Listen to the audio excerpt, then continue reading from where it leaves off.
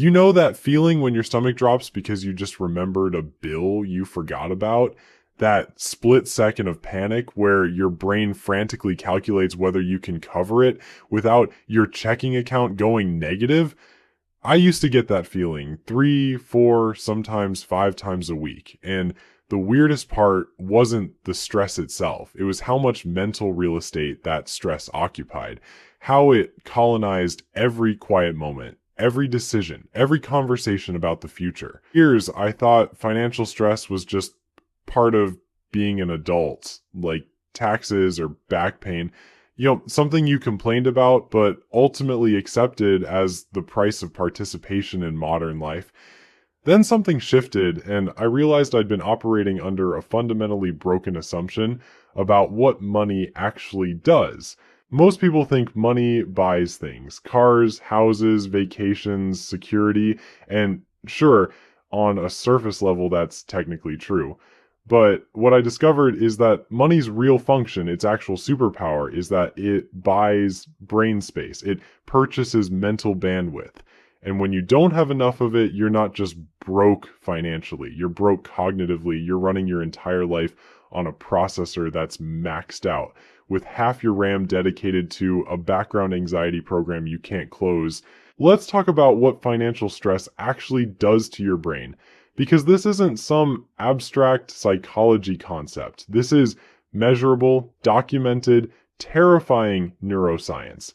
There's a study from Princeton that I think about constantly. Researchers found that when you're worried about money, when you're in that state of active financial scarcity, your effective IQ drops by 13 points. 13. That's the equivalent of losing a full night's sleep, except you don't get to recover by sleeping it off. You're just walking around operating at significantly diminished capacity, making decisions about your life and your future with a handicapped brain. Think about what that means in practice. You're trying to figure out whether to take the higher paying job with the longer commute or the lower paying job closer to home. But you can't think clearly because part of your brain is running calculations about whether you can afford your car insurance renewal next month. You're trying to decide if you should go back to school, invest in a certification, take a risk on a side business, but you can't focus on the strategic long-term analysis because you're mentally juggling which bills you can delay without getting hit with late fees. This is the poverty trap that nobody talks about. Not the mathematical trap where you can't afford the good boots, so you buy cheap boots repeatedly. That's real, but this is deeper. This is the trap where financial stress makes you dumber, which makes you make worse decisions, which creates more financial stress, which makes you even dumber. It's a cognitive death spiral. And here's what really bothers me. Society looks at people in this spiral and says they're bad with money, undisciplined, impulsive, making poor choices, but imagine trying to solve complex problems while someone is screaming in your ear 24/7. That's what financial stress is. It's a constant scream in the background of your consciousness. Can you afford this?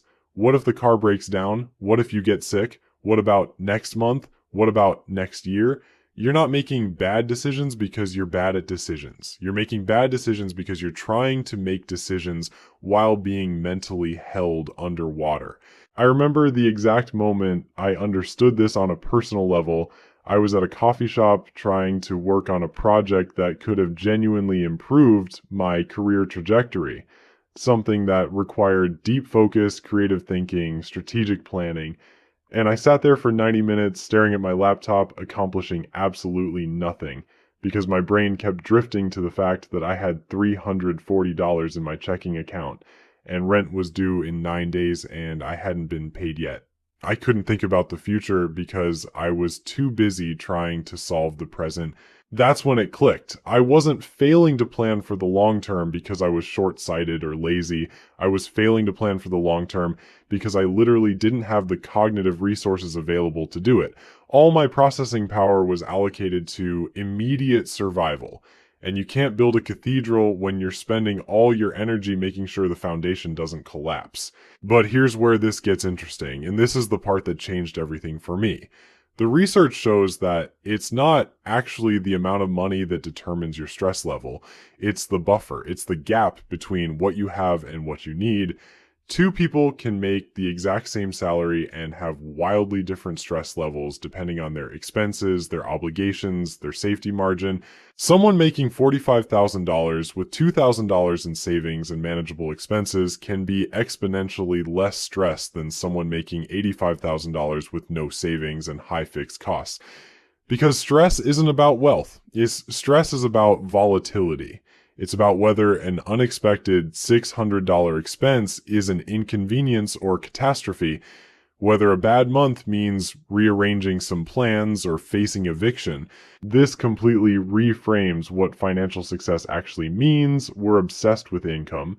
How much do you make? What's your salary? Did you get the raise? But income is only half the equation. The other half is stability, predictability, the presence of a cushion between you and disaster. And this is where most financial advice goes completely sideways. They tell you to invest, build wealth, think long term, all of which is correct eventually. But if you're currently in the cognitive death spiral, if your brain is running at diminished capacity because you're constantly worried about making it to Friday, telling you to think about retirement is like telling someone who's drowning to focus on their swimming technique. The advice isn't wrong, it's just catastrophically mistimed. The first step out of financial stress isn't building wealth, it's building the buffer, that first chunk of money that sits between you and panic. Because that money doesn't just sit in your bank account, it sits in your brain, freeing up processing power. It removes the scream from the background. And when that happens, when you're no longer operating in constant survival mode, everything shifts. Not just financially, your entire relationship with decisions, with time, with possibility transforms in ways that are hard to explain to someone who's never experienced it. I experienced this shift firsthand about 3 years ago. I had finally scraped together $1,500 and stuck it in a savings account. I promised myself I wouldn't touch unless something actually broke. The weirdest thing happened. Within 2 weeks, I noticed I was sleeping better. Not because anything in my life had objectively changed. Same job, same apartment, same beat-up car making the same concerning noise, but my nervous system had downshifted. The constant low-grade anxiety that had been my baseline for years, the thing I thought was just my personality, turned out to be a rational response to genuine instability. The moment I had a thin barrier between me and catastrophe, my body stopped treating every day like a crisis. I started making better decisions almost immediately, not because I suddenly became smarter or more disciplined, but because I had the bandwidth to actually think. I started meal prepping because I could afford to buy groceries in bulk. I fixed the small leak under my sink before it became a big leak. I compared insurance rates and saved $40 a month. None of these actions required heroic willpower. They just required a brain that wasn't constantly screaming about survival. This is what psychologists call moving from a scarcity mindset to an abundance mindset. But those terms make it sound philosophical, almost spiritual. It's not. It's neurological. Your prefrontal cortex, the part of your brain responsible for planning, impulse control, and rational decision-making, functionally shuts down under chronic stress. You're not thinking poorly because you're bad at thinking. You're thinking poorly because your hardware is being throttled by your operating system's panic mode. So let's talk about building the buffer, because this is where theory meets actual tactical application. The number everyone throws around is $1,000, and honestly, they're not wrong. $1,000 is enough to handle most common emergencies without derailing your entire financial life. Flat tire, broken phone, minor medical issue, unexpected bill. It won't cover everything, but it covers the majority of the chaos that keeps people trapped. But here's what nobody tells you about saving that first 1,000. It's going to take longer than you think, and it's going to be harder than it should be, because you're trying to save money while simultaneously paying the poverty premium on everything else. You're buying the single roll of paper towels because you can't afford the 12-pack. You're paying overdraft fees. You're stuck in the expensive cycle while trying to save your way out of it. It's like trying to dig yourself out of a hole while someone keeps throwing dirt back in. The math is brutal. If you can save $50 a week, which is genuinely difficult for someone living paycheck to paycheck, it'll take you 20 weeks to hit $1,000. That's 5 months. 5 months of saying no to everything, of feeling like you're making no progress, of watching your friends go out while you stay home eating rice and beans for the fourth night in a row. And this is assuming nothing goes wrong during those 5 months. No car trouble, no emergency vet bill, no surprise expense that wipes out 3 weeks of progress in an afternoon. This is why most people never build the buffer. Not because they don't understand it's important. They absolutely do. But because the path to get there feels impossible when you're already operating at maximum capacity. You're being asked to find money that doesn't exist while paying premium prices for everything because you don't have money. It's a paradox that breaks people. I watched my sister try to save an emergency fund 4 separate times. Each time she'd get to around $400, something would break, the money would disappear, and she'd be back at zero. And each time the psychological damage was worse than the financial damage, because it wasn't just losing the money. It was losing the hope that she could ever get ahead. After the 4th time, she stopped trying, just accepted that she'd always be one bad Tuesday away from disaster. That acceptance is what the system banks on. Literally, financial institutions make billions from people who've given up on building a buffer. Overdraft fees, payday loans, credit card interest, these aren't bugs in the system. They're features, they're the toll you pay for being broke. And that toll ensures you stay broke. It's a beautifully designed trap, but let's say you manage it. Let's say through some combination of side hustles, cutting expenses to the bone, selling stuff you don't need, and maybe catching one lucky break, you hit that $1,000 mark. What actually happens? First, you'll probably feel nothing. I remember hitting $1,000 and thinking, that's it? This is supposed to change my life? Because in the moment, it doesn't feel like much. It's not enough to quit your job. It's not enough to make a down payment on anything meaningful. It's just a number in an account. But then something breaks. Your laptop dies, or your phone screen shatters, or your car needs new brakes. And instead of that sick feeling in your stomach, instead of the panic spiral of figuring out which bill you can skip, or which credit card still has room, you just handle it. You transfer the money, you fix the thing, and your buffer is smaller now. Well, maybe you're back down to $600, but you handled it without taking damage to your credit, your relationships, or your mental health. That's when you realize what you actually bought with that $1,000. You didn't buy stuff. You bought the absence of panic. You bought the ability to have a bad day instead of a bad month. You bought cognitive freedom. And here's the thing that nobody mentions about that first emergency that you successfully handle with your buffer. It changes your relationship with money fundamentally, because for the first time, maybe in your entire adult life, money did what it's actually supposed to do. It solved a problem efficiently without creating 3 new problems in the process. Most people have only ever experienced money as a source of stress. Either you don't have enough, or you're worried about losing what you have, or you're trying to figure out how to get more. Money has always been the problem. But when you use your buffer to handle an actual emergency, money becomes the solution. And that shift in perception is worth more than the dollars themselves. Because suddenly you understand what wealthy people have always understood. Money isn't the goal, it's a tool. And tools are only useful if you have them when you need them. This is why financial advisors always sound insane when they tell broke people to save 6 months of expenses. 6 months? You can barely save $6. The advice feels like being told to climb Everest when you're still figuring out how stairs work.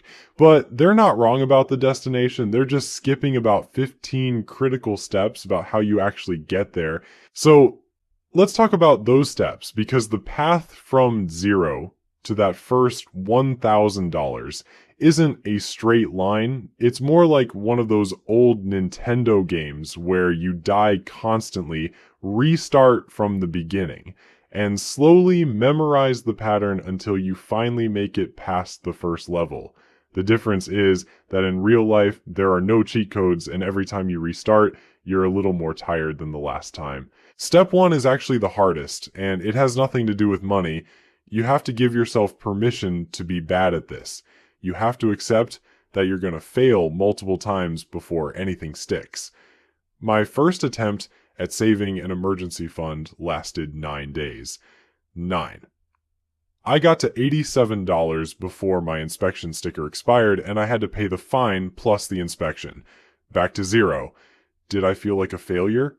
Absolutely. Did I quit? Eventually, no, but I thought about it. The psychological weight of starting over is crushing. It's why so many people never make it past attempt number 2 or 3. They internalize the failure as a personal deficiency rather than a systemic obstacle. But here's what I learned after attempt number 7 or 8. The failures weren't wasted time. Each restart taught me something about where my money was actually going. Each restart revealed another leak I didn't know existed. You can't fix what you can't see, and being broke makes you financially invisible to yourself. You're in survival mode, moving too fast to analyze the pattern. The act of trying to save even when it fails forces you to look at the pattern, and once you see it, you can't unsee it. Which brings us to step 2. You need to get unreasonably angry about the poverty tax. I'm talking the kind of anger that overrides your exhaustion, the kind that makes you walk an extra 10 minutes to avoid the ATM fee, the kind that makes you meal prep on Sunday even though you'd rather sleep. This isn't sustainable forever, and it probably isn't healthy long term, but short term, anger is rocket fuel. I knew I'd turned the corner when I started taking convenience fees personally. A $2.50 service charge on a $15 purchase, that's not a fee. That's theft dressed up in a suit, and I refused to pay it. I'd walk out of the store, go home, and order the thing online to avoid the markup. Was this rational? Debatable? Did it work? Absolutely. The system is designed to nickel and dime you into acceptance. Every fee is small enough that fighting it feels petty. But those nickels and dimes add up to hundreds of dollars a year, hundreds of dollars that could be your buffer instead of their profit margin. So get petty, embrace it. Become the person who asks for the fee to be waived.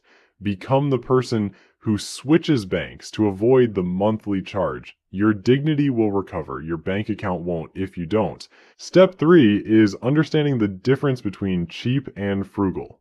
Cheap is buying the $8 shoes that fall apart in 2 months. Frugal is buying the $40 shoes on sale for $25 that last 2 years. Cheap costs more. It always does.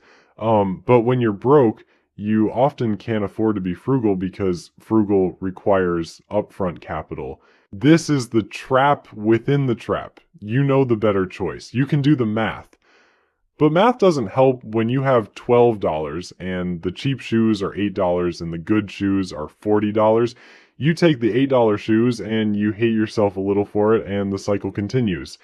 Breaking this cycle requires what I call strategic deprivation. You have to identify one specific poverty tax that's costing you the most and temporarily make your life worse in other areas to eliminate it. If it's the car burning oil, you eat rice and beans for 6 weeks to afford the repair. If it's the overdraft fees, you cancel the streaming services and the gym membership you're not using anyway. You make the pain acute and temporary instead of chronic and permanent. Nobody wants to hear this. It's not inspirational. It doesn't fit on a motivational poster, but it's the truth. You can't gentle your way out of being broke. You have to get aggressive with it. And here's what happens when you finally hit that $1,000 and manage to keep it there for more than a week. The world doesn't change. You don't suddenly feel rich, but you do feel something you maybe haven't felt in years. You feel possible. Like maybe this isn't your permanent state. Like maybe you're not fundamentally broken at money. Like maybe the system is rigged, but not so rigged that you can't find the exit, that feeling is dangerous in a good way. Because once you believe escape is possible, you start making different choices. You start thinking in terms of months and years instead of just making it to Friday. You start seeing your job differently, not as a life sentence, but as a temporary funding source for your actual life. The buffer doesn't just protect you from emergencies, it protects you from your own desperation. It gives you the luxury of saying no. No to the predatory loan, no to the job that disrespects you, no to the relationship that costs more than it gives. Turns out, the most expensive thing about being broke isn't the fees or the interest rates. It's the decisions you make when you don't have options. So build the buffer. Fail at it a few times. Get angry, try again. Because on the other side of that, $1,000 isn't wealth, it's agency. And agency is worth every miserable rice and beans dinner it takes to get there. I'll be honest with you. This whole conversation about building a buffer and escaping financial stress sounds clean and linear when you write it out like this. Like, there's a clear path from point A to point B, and if you just follow the steps, you'll make it. Reality is messier. You'll build the buffer, and then life will punch you in the face and take half of it. You'll get back to $800 and feel proud, and then your wisdom teeth will explode and you're back to $200. The trajectory isn't upward, it's chaotic. But chaotic with an overall upward trend is still progress. What I'm trying to tell you is that getting rid of financial stress isn't a destination you arrive at one day and plant a flag. It's more like gradually turning down the volume on a noise you didn't realize was deafening you. Some days it's quieter. Some days it spikes back up. But over time, the average volume decreases, and in that decreasing noise, you start to hear other things. Ideas you couldn't access before, possibilities that seemed absurd when you were in survival mode. A version of yourself that isn't defined by scarcity. The buffer is just money. But what it buys is the mental space to become someone who doesn't need to operate from fear. And that person makes completely different choices than the one reading this right now. That person builds wealth not through discipline or deprivation, but through having enough brain space to see opportunities that panic makes invisible. The $1,000 is the entry fee to that transformation. Everything after that is just compounding clarity. So yeah, save the money. Get mad at the fees, eat the rice and beans, fail and restart and fail again. But understand what you're actually building. You're not building a savings account. You're building a different operating system for your brain, one that runs on possibility instead of panic. And once that system is installed, the money part becomes almost automatic because you're finally thinking clearly enough to see the path forward.